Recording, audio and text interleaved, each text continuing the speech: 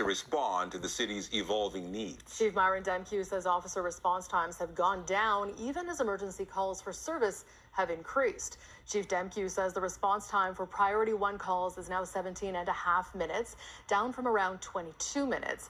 He said that is thanks in part due to increased staffing from the graduation of 2 new classes of police constables this year.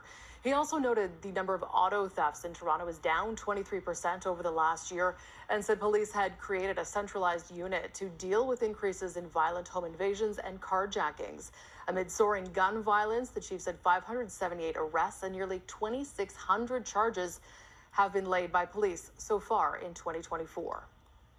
We are taking a whole-of-service approach, including strategic deployment of resources. Of note, shooting events in Toronto have increased by 58% compared to last year. I will note that most of these shootings are firearm discharges where no injuries have been reported. However, there have been 28 shooting deaths so far in 2024 compared to 16 last year, and we know that communities across Toronto are deeply impacted by any and all gun violence in their neighborhoods. And we are committed to doing everything we can to keep our city safe.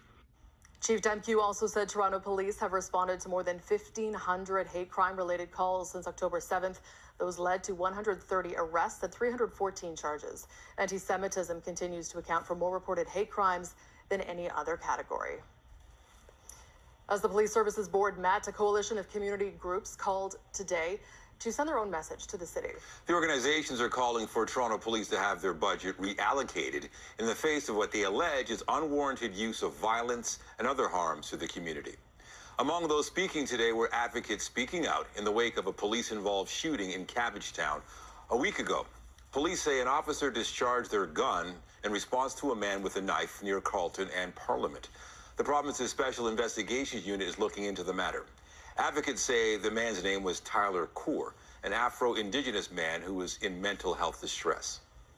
Tylor is currently in the ICU, and when he leaves the ICU, he'll be going straight to detention.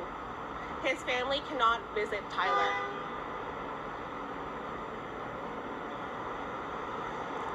The police violence that Tylor has experienced is the ongoing settler colonial agenda.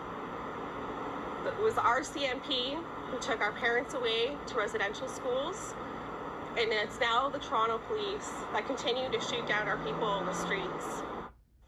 Tylor Coore's mother says she has since been able to see her son, but wants to know why a crisis support team wasn't called in.